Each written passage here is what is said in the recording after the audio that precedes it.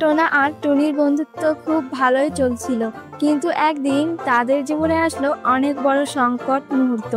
টোনা আর টুনি দুজন মিলে নতুন একটা বাগানে ঘুরতে গেছে।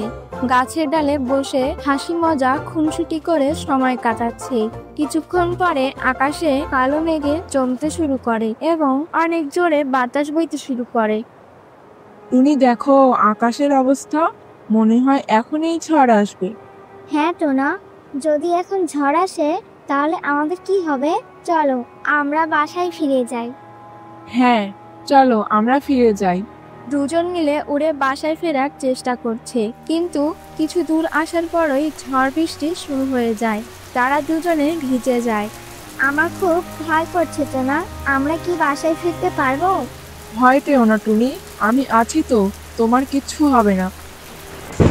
আকাশে বিদ্যুৎ চমকায়, বাজ পড়ে। টোনা ও টুনি ভীষণ ভয় পায়। তারা আরো দ্রুত উড়ে আসার চেষ্টা করে। এরপর হঠাৎ একটা ডাল ভেঙে টুনির উপরে পড়ে যায়। আ আ আ ভাঙ্গা ডালটাও টুনির উপরে চাপা পড়ে থাকে। টোনাও ভীষণ ভয় পেয়ে কান্না শুরু করে দেয়। টুনি, এ কি হয়ে গেল তোমার? টুনিকে বাঁচানোর জন্য ডালটা সরানোর চেষ্টা করে, কিন্তু কিছুতেই পেরে ওঠে না। টোনা উপায় না পেয়ে অন্যদের সাহায্যের জন্য ডাকাডাকি শুরু করে। কেউ আছো? দয়া করে আমাকে সাহায্য করো, আমার বন্ধু খুব বড় বিপদ, কেউ সাহায্য করো। কিন্তু এই ঝড় বৃষ্টির মাঝে কেউই নেই। কে তাদের সাহায্য করবে? এই টুনি, ওঠো না গো, কি হলো তোমার? কথা বলো টুনি। ঝড় তখনও চলছে, আকাশ ভেঙে বৃষ্টি নামছে। টুনি অচেতন, ভাঙা ডালের নিচে চাপা পড়ে নিস্তেজ হয়ে আছে।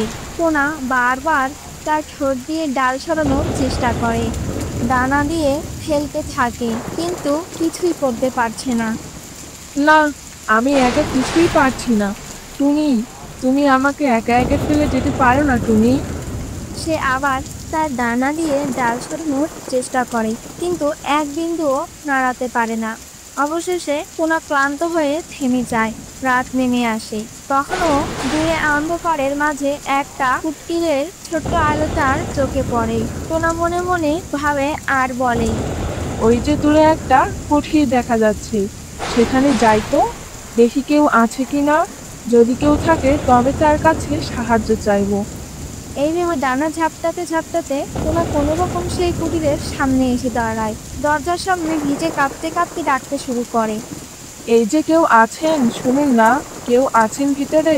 দয়া করে আমাকে একটু সাহায্য করুন, আমি অনেক বড় বিপদে পড়ে এখানে এসেছি। কিছুক্ষণ ডাকার পরে কুটিরের দরজা খুলে এক কাঠুরিয়া বের হয়। সে অবাক হয়ে তাকিয়ে দেখে ছোট্ট পাখি ভিজে কাঁদছে আর চোখের জল গড়াচ্ছে। আরে, পাখিটা তো কথা বলছে।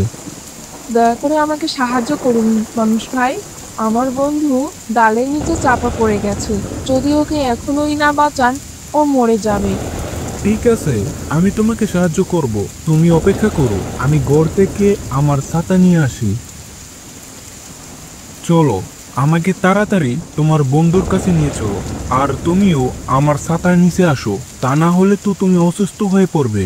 টোনা তখন কাঠুরিয়ার ছাতার নিচে যায়। এরপর তারা টুনির কাছে যায়। কৃষক দেখে টুনি ভাঙ্গা ডালের নিচে নিস্তেজ হয়ে পড়ে আছে। তুমি তো মানুষ, তোমার অনেক শক্তি আছে, প্লিজ আমার টুনিকে বাঁচাও, আমি একা কিছুই করতে পারছি না। আমি তোমার বন্ধুকে অবশ্যই বাঁচাবো, তবে তুমি কথা দেও তুমিও আমাকে একটি সাহায্য করবে। অবশ্যই করব, তুমি যা বলবে তাই করব।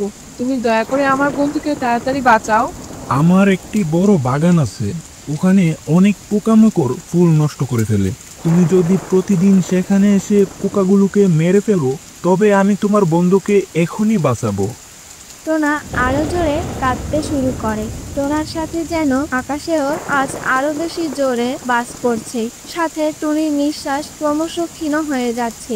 ঠিক আছে, আমি রাজি, আমি কথা দিচ্ছি তোমার বাগানে কাজ করব। তুমি আগে আমার বন্ধুকে বাঁচাও প্লিজ। কৃষক ধীরে ধীরে এগিয়ে গিয়ে দুই হাতে ভাঙ্গা ডালটা সরিয়ে দেয়। ভারী ডাল গড়িয়ে পড়ে মাটিতে। টুনি ধীরে ধীরে মুক্ত হয়। এরপর তারা টুনিকে নিয়ে পাশেই একটা গুহার মধ্যে আশ্রয় নেয়। ঝড় থেমে যাওয়া পর্যন্ত টোনা আর টুনি এখানেই থাকবে। টুনি, টুনি, চোখ খোলো টুনি, দেখো তোমার কিচ্ছু হয়নি, আমি আছি তো। টুনি, চোখ খোলো। কিন্তু টুনির জ্ঞান ফিরছে না। টোনা ভয় পেয়ে যায়, আবার কাঠুরিয়াকে বলে। ও ভাই, একটু দেখো না টুনি কি হয়েছে। কাঠুরিয়া তখন টুনিকে হাতে তুলে ছাতার নিচে নিয়ে আসে। এরপর টুনির মাথায় হাত বুলিয়ে দেয়, ফু দিয়ে দেয়। বেশ কিছুক্ষণ এভাবে কেটে যায়। টোনা তো কেঁদেই যাচ্ছে। এক সময় টুনি কাশতে কাশতে চোখ খোলে, দুর্বল কণ্ঠে বলে। টোনা, আমি বেঁচে আছি, তুমি আমাকে বাঁচিয়েছো। টোনা বুক ভরে হেসে ওঠে, যদিও চোখে এখনো জল। হ্যাঁ টুনি, তুমি বেঁচে আছো, এই কাঠুরিয়া ভাইয়ের সাহায্যে তোমাকে আমি বাঁচাতে পেরেছি টুনি, তোমার কিচ্ছু হতে দিব না আমি। আপনাকে অনেক অনেক ধন্যবাদ কাঠুরিয়া ভাই, আপনার জন্য আমরা আবার নতুন করে বাঁচতে পারবো। আরে ঠিক আছে, এটা তো আমার দায়িত্ব ছিল। ঠিক আছে টুনাটুনি, তাহলে এবার আমি আসি। ভালো থেকো তোমরা। ঠিক আছে ভাই, তুমি এবার তোমার বাসায় ফিরে যাও, আমাদের সাহায্য করার জন্য তোমাকে অনেক ধন্যবাদ। থাক, আর ধন্যবাদ দিতে হবে না। তোমাকে কি বলেছি মনে আছে তো? হ্যাঁ, আমার মনে আছে কাঠুরিয়া ভাই, আমি আগামীকাল চলে আসব, তুমি চিন্তা করো না। ঠিক আছে, ভালো থেকো তোমরা, আমি তাহলে আসি। এই বলে কাঠুরিয়া চলে যায়। এরপর টোনা আর টুনি একে অপরের কাছে এসে বসে থাকে।